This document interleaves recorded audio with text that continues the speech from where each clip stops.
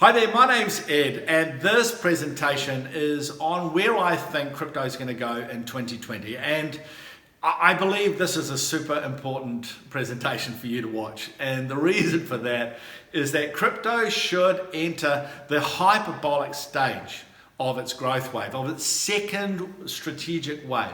And therefore, this year should be a fantastic year to be involved in the year of crypto. But what you need to understand is what is going to change in the marketplace, what are the coins that will be driven by this marketplace, and what are the sort of events. And I think there are three of these events that are going to really drive this marketplace in a way that the average person would really understand about what's going to happen. And for me, look, I've been a futurist for 25 years. I specialize in new opportunities, new marketplaces.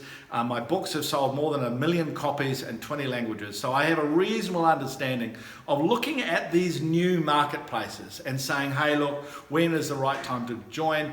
And what will it feel like being involved in these organizations? And because, look, crypto grew by nearly 100% this year. Last year. It was the best performing asset class in the world by miles. They raved about the stock market, yet crypto grew by 3 times more than they did. Okay, but the market was volatile, and when you look at the economic environment for 2020, with US elections, with concerns over trade wars and other wars and Brexit and recessions, the German market's nearly in recession.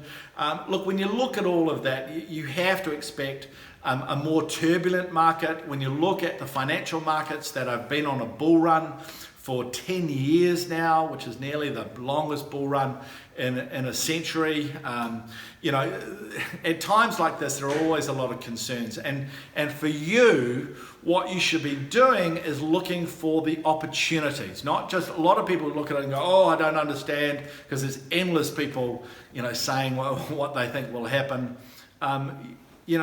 What we say to people in my company, Dacxi, what we say is that, look, for the average person, if you've got money on deposit that you're using to build your wealth, as people should always do, the reality is you're going to lose money having your money in the bank, okay? And that low interest rate environment, which they say is something like the worst, it's the lowest in many decades, is going to keep going, because the Americans and the European banks, European central banks are printing more money. They've opened the printing presses again. So this environment is going to continue, maybe for another 5 years. So rather than losing money, you should look at switching some of that cash into crypto. And so to have the confidence to be able to do that, I think you need to have some appreciation of what's happening in the crypto market around the world. And the key thing to appreciate is that industries grow in strategic waves, okay? And crypto has been, pretty turbulent, and there's been, lots of concerns about this pioneering stage. Well, it's moving into its new professional era, okay? And to miss this is like Nokia missed the smartphone boom, okay?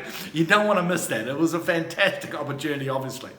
And when it comes to crypto, people don't really understand it. They go, well, it's a cryptocurrency and I can't use Bitcoin to buy a coffee, so, that's a scam, isn't it? And they just don't understand that this is technology. Crypto technology allows a company to create a digital asset, okay? So some value that can be traded, but it's an asset. It has value, and it's created on a new form of database called a blockchain.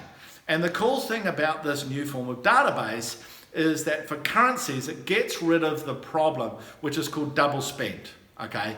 And with digital money, so all money's going digital, but the problem with digital money is that, you can copy it. So I could spend it there and spend it there. That's called double spend. And so the blockchain solves that without the requirement for this massive banking clearance system, which is so slow and so expensive. And so that's what cryptocurrency is. And people think it's not very credible because they just don't understand how big it is. Or they think, oh, crypto is just Bitcoin. They get a shock when there are 5,000 cryptos. Because they don't understand is that the technology can be used to solve different problems. One of which is as a currency, to create a new payment system. And when you think about currencies, your currency may be great for you, whether you live in the UK or Australia or wherever it is in the world, and there's nothing wrong with your dollar, your yen, or your euro, or your pound, or whatever you use. Okay, the problem comes, when you're sending money internationally. That's expensive, it's slow. The banks hate using US dollar, hate the fact, and people hate the fact having to use the US dollar for business, okay, as a reserve currency. The reality that your currency may be great, but for most of the countries in the world, for most of the people in the world, their currency is pretty weak. It's very inflationary, so the value is lost, or it's just difficult to use. Like 1.7 billion people don't have any banking. A cryptocurrency allows them to be able to transfer things. They're not so much worried about banking. They actually just want to be able to send money to pay things, okay? And that's where cryptocurrency is the best technology around. And that's why such huge organizations are now involved. Now, what you need to understand when it comes to a cryptocurrency for payments is that there are basically three types now. So you've got the independents, which are the pioneers, so Bitcoin or Litecoin, so they're not owned or controlled by anyone, okay? Then you've got the corporate ones, which is like the one launched by the Facebook organization and their partners called Libra, okay? So the company controls the blockchain. And then the next one are government cryptocurrencies, okay? And governments will change all currencies into cryptocurrencies because it's a better form of digital technology for currencies. And this is the first big news for 2020. And that is that the Chinese government have announced that they are launching a Chinese yuan, crypto yuan, okay, in the first quarter of this year. And they're doing it in association with the four major banks, Chinese banks, and the three largest payment processors. And this is transformational. It's like the biggest news to hit the financial world for literally decades. It's the Chinese turning around and saying, hey, we want our currency to be a reserve currency in the world. And they have the influence and power to be able to get literally a couple of billion users worldwide. When you think of their reach into Asia and Africa, and the power and technology of that. Now, obviously, the Americans will hate that, and so will the Europeans, because it's going to threaten their, the reserve currency, and it'll also build the power of the Chinese market. And that's not to say that other Asian countries are going to like it at all, but the reality, you can't avoid the power of it. You can't avoid the power of it. And I can imagine there's already panicked actions in the central banks of major organisations because they can't beat it, so they have to copy it. And it's not surprising that France announced very recently that they were trialling a crypto euro to be used. And expect this year to happen for that to be announced all over the place. And therefore, and this is the key thing, therefore, this will impact the crypto world by giving it credibility. If all the major governments in the world are changing their currencies into crypto, obviously crypto's a cool thing. It's a sensible organization. So, whether it's a corporate or a government crypto, they're called stable coins. You can't make any money out of them. You just use them to be able to, as you would use a currency. The impact for a lot of people will be over the independence. And I think this is fantastic news for Bitcoin and Ethereum especially, because they are positioned, they're the big guys as far as the independent cryptos. And I think, because, other governments and companies are going to be behind the eight ball when it comes to the Chinese market, so it's going to drive interest in those ones that are actually operational today. And I think it'll be a major boost. But I think this is really the biggest news, not just that the Chinese are coming in, but the responses that'll happen to that. All right, so there's number one. Number two is what I call the community token tidal wave. Crypto can be used as a coin within a community, okay? Now that can be a blockchain community like Ethereum, or a financial community like Dacxi, or an exchange community like Binance, or, and this will be the big one, it can be used by the communities that companies have, that charities have, that cities have around the world, but also sporting clubs. And all of those organizations that everyone's involved with, they want to build their community. They want to engage them more. Okay, and a crypto allows them to create something which is so easily transferred. It can have certain rules in the smart contract. And we know that enormous amount of work has already been done around that. We know that when it comes to sporting teams, you know, the biggest sporting teams in the world have already announced. Juventus, biggest in Italy. Paris Saint-Germain, biggest in France. West Ham in the UK, but the other ones will follow this year, and it'll be like a tidal wave. Once Manchester United and Barcelona launches, obviously big NFL teams, big baseball teams, big sporting organizations all around the world will use those coins, and suddenly everyone in the world will have crypto. And so the whole concept of crypto will become assimilated as an accepted form of technology, you know, by everyone in the world. And that'll be great for the confidence that people have in crypto. Okay, I'm not sure it'll really drive the market that very much, but it'll drive usability and acceptance, which is a critical thing. The last big thing that I think will happen this year is what's called institutional FOMO. Now, FOMO means fear of missing out. All right, and institutional means the financial institutional organizations.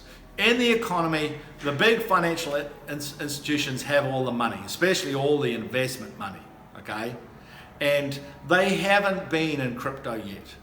And the reason is they haven't had the platforms that they need to be involved, okay? The regulatory environment, the custodial services, the derivatives organizations that they need to be involved. Well, that got put in place last year.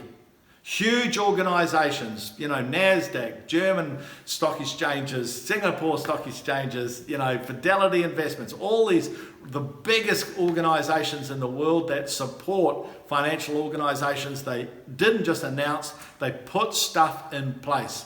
And that thing is being rolled out and promoted this year. Lots of financial organizations have already onboarded, so I expect that growth to happen in certainly the first half of this year, to a point where just the volume will make it, drive it up, and you'll create this FOMO, this fear of missing out, where suddenly organizations need to be involved. And just 0.5%, quarter of a percent of the money in this world will drive the marketplace up by 10 to 20 times. It will be the icing on this whole cake and will create the second growth wave in the marketplace. It'll mean that all the institutions around the world will embrace this technology. And what you need to understand is that these major organizations are already involved. Okay, it's not as, oh, we hope them to join. They're already involved.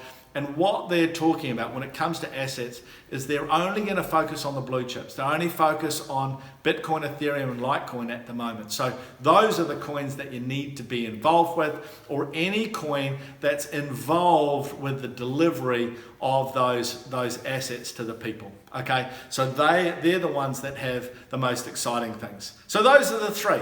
Okay, big cryptocurrency through the Chinese, token tidal wave through community coins, and institutional FOMO. As a side note for those involved in crypto, I think all of this will be not very good news for a lot of the altcoins. Terrible news. I think terrible news for privacy coins. I think they're going to have and enormous problems this year. IEOs and ICOs are probably going to die even more, simply because people aren't making any money out of them. But for you, me, okay, looking to take advantage of this, the timing is literally perfect for this market space, and I hope you get involved. What you need to do is to just onboard some crypto or some more crypto, and then just hold it for 1 to 2 years, and I think that the return and the value that you'll get will be fantastic. Okay, so I hope you get involved in crypto in 2020. Thanks a lot. Bye bye.